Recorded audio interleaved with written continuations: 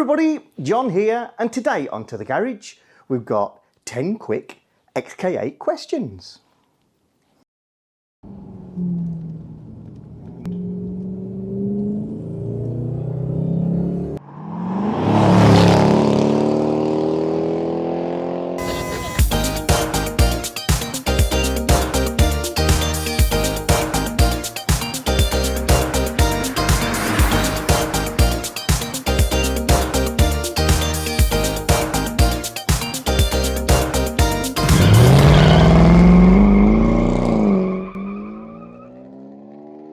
Hi everyone, back in the garage. Nothing major going on in terms of repairs or action to share with you today. Basically too cold, too busy, all those normal things. But I have been getting a bit of a list together in my notepad of questions I keep getting asked or questions I can't easily answer without pointing at something. So I'm going to cover off a few of the more popular ones or more interesting ones of those very quickly today. Before we do that, it's December, so we've got to say bye-bye to David Zabalagoishas, XKR Stratstone. Very sorry, David. I always struggle when I try to pronounce your name. I pronounce it so many different ways that I'm bound to have got it right at least once. And we better say hello to Gerard Booth's beautiful Carnival Red XK8. The Red Jag. And Gerard was the winner of the 2021 photo competition for the 2022 calendar with this shot as voted for by you, the subscribers to the garage. That's the last page in our calendar. If you've ordered the 2023 calendar, I think we're down to about the last 6 or 7 calendars remaining. So if you really want one of those, get your order in. I mean, literally now. They may already have gone by the time you see this. So, quick questions time. So these are regular questions that get asked. Forever answering them. So I don't mind, by the way. This isn't a bleat. I just thought I'd take a minute to speak about them in one video. So a question I get asked all the time is, do you use your car all of the time? Is it your daily driver? And can the XK8 be used as a daily driver? XK8, XKR, same issues in my opinion. So yes, my car is used year round, as can be shown. I mean, I don't know if to be embarrassed or proud, but yeah, you can see the state of her. I live in the UK. We're just coming into December. And she has been out on a couple of runs because, you know, she's my pride and joy, but she is my toy. And I'm not one for leaving my toys in the box, because then somebody else will get the pleasure out of it when I'm gone, and sod that. So yes, I'm using her year round. I don't take her out all of the time. She's not my daily driver. My daily driver is currently my Volkswagen T5. So I take this out the weekend, I take it out on errands, I take it out probably once a fortnight for a work trip just because, you know, fun, all the rest of it. But she's wet, she's dirty. I don't actively take her out in bad weather, but in the UK, if you didn't take her out when there was a wet road, and you're not taking her out for 6 months of the year. Can they be used as daily drivers? Absolutely. Obviously, there are all sorts of horror stories related to reliability on XK8s, XKRs, X100s, but just remind yourself that this is not less reliable than any other 26-year-old car. In fact, I would say it was much more reliable. And also, people don't write articles on forums about the parts on their car that haven't gone wrong. So my videos are probably a little bit more joyous than most. But if you're watching a video about XKRs, XK8s, it'll probably be about what's gone wrong, what's fell off, what they've replaced, and it amplifies the feeling that you've got lots and lots of issues to deal with. They've got known problems. I'm not going to go into them today. They're all addressable. And ultimately, the mark of can it be used daily for me is reliable, yes. Comfortable, yes. Practical, right. The rear seats are cosmetic for most people's purposes, so forget that. The boot is excellent. I mean, truly excellent, particularly on a convertible. On a coupe, it's still very large. If you have a full-size spare wheel in, then it's still large for a sporting car. It's relatively easy to park. It doesn't attract the wrong attention. If you've got a particularly leerily body-kitted XKR with aftermarket wheels, then maybe you might attract a little bit of boy racer attention. But no, that's just a nice car where I can park more or less anywhere. Economy isn't the best, but I choose to pay. So this car on a run does 28 to 30 to the gallon for me. And a run is a big run, 200-300 miles. Tootling around, I get about 23. Question 2 is, John, I would love to own an XK8 XKR, but I am tall. Is it an okay car for a tall person? Slightly subjective. I am 5'10" in a thick pair of socks. I don't have a big hairdo. The convertible, which is the only car I have to share with you, is slightly lower headline than the coupe. And as you can see, although I've got a rather padded roof lining, I've got about 3 to 4 inches above my head with the car set up for me. The seat is not at its lowest setting, but it is not far off. I reckon it's 1 inch above the bottom of the travel. The view out the front is perfect for me. However, you can see how once you get above 6 foot, particularly if you're longer in the body, the cantrail or headrail or top of the windscreen frame would start to slightly obscure vision. So say I'm 5'10", you are now sat directly on my eye line, and I'm imagining you can see my particular position. If I move myself up till my head touches the ceiling, then that makes me, I don't know, 6'2", 3". Imagining that you've got some on your legs and some on your body. I might even be taller than that. You can now see I'm looking under the visor and starting to limit my view ahead, and that's about it. So yes, it's possible from that point of view. Leg room, people have different length of legs and different comfortable positions. My chair is set up ergonomically correctly, and I have an average leg length. I can move it back a little further, which is about that far. My restriction on going backwards is actually this, which is my rear visor that pops up to keep the wind out of my hair. Big joke there. And that's just because it collides with the backrest at that angle. I put that in though, and I positioned it knowing where my seat was for maximum effect. So most people haven't got one, and if you have got one, it can be positioned further back. So I think, again, you can add 2 inches onto leg length and still be in the perfect position with the standard seats.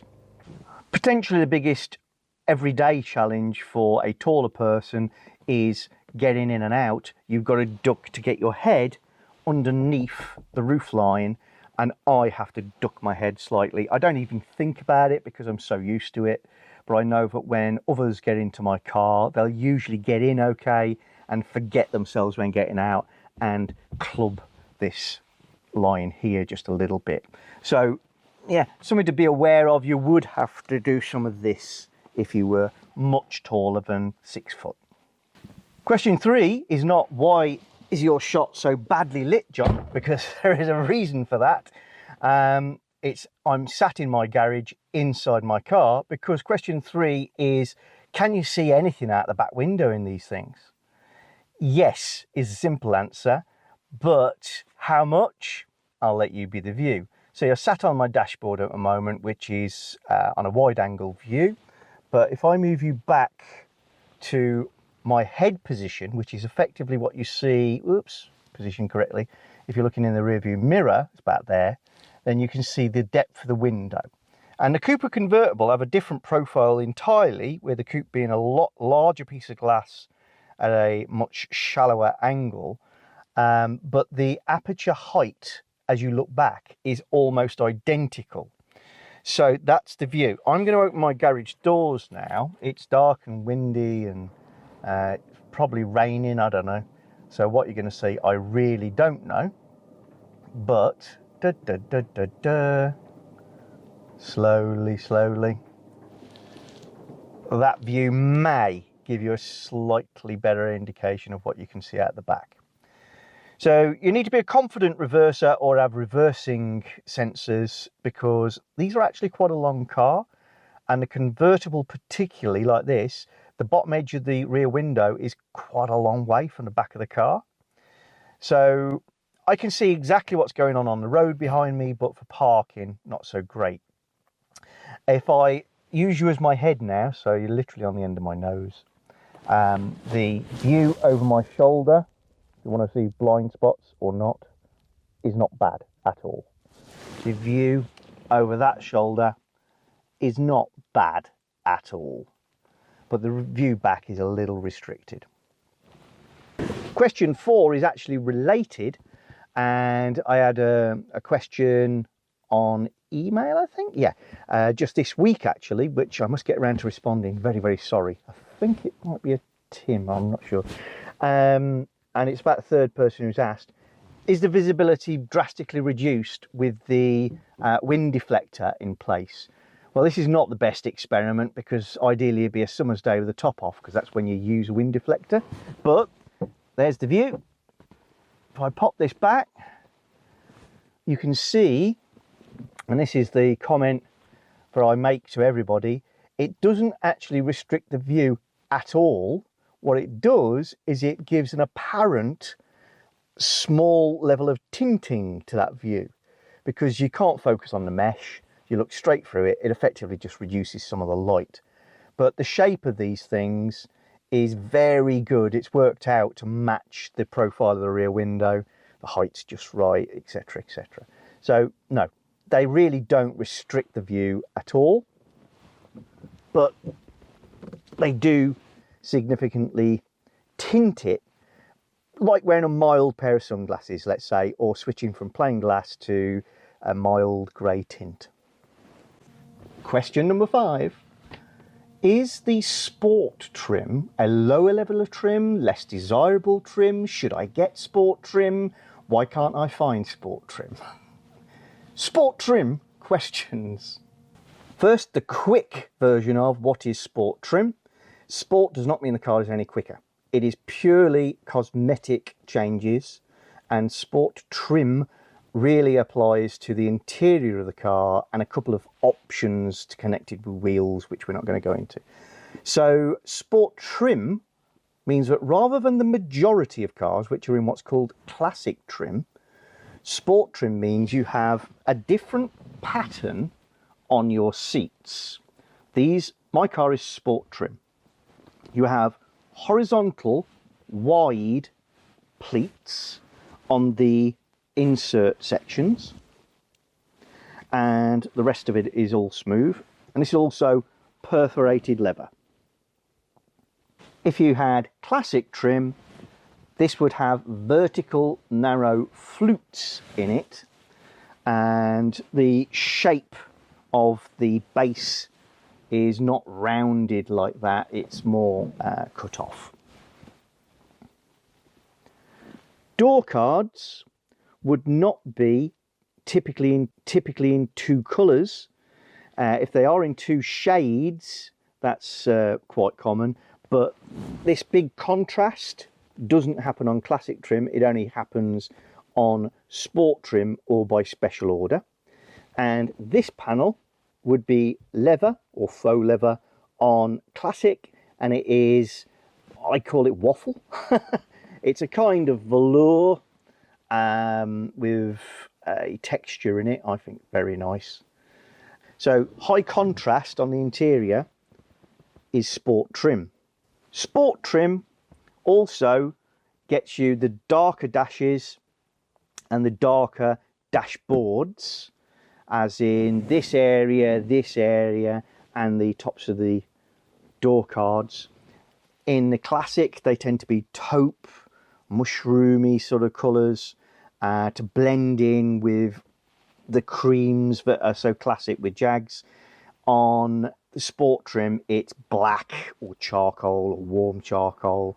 The dashboards can be all sorts, but they are typically this very dark bird's eye maple like I have, or on special editions, things like carbon. Also, the steering wheel, you'll note, black and wood. Typically, a Sport trim car will actually be all leather. Mine has got an option, which is the Sport and wood. There are lots of variations within Sport trim, but that's essentially it. Sport trim was also available with a cloth insert here. So this rounded section would be a velour. That's quite rare. The upgrade to Sport all leather, which is what this is a little bit more expensive, and most people went for that. It's typical of the Jaguar marque that the higher the spec, the more common the vehicles are. Call it snobbery, I don't know what you'd call it, but the majority of people who order one of these as new want to tick an awful lot of boxes, and if they see Classic is the slightly more expensive trim, they're going to go for it. Simple as that.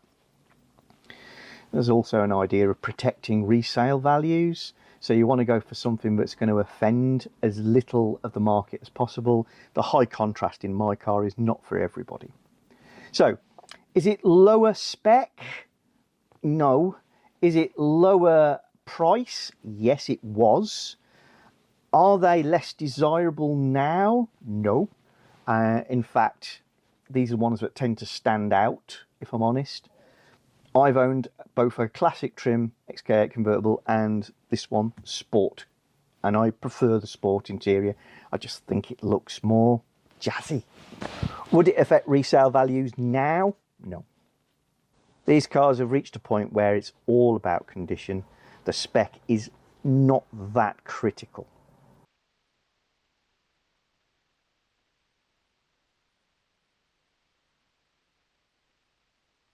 If you're enjoying our channel, then don't forget to subscribe and click the little bell icon so you get notifications of new videos. And please give us a thumbs up or thumbs down, and you can share the videos. And below the video is always the area where you can comment and get involved with the chat.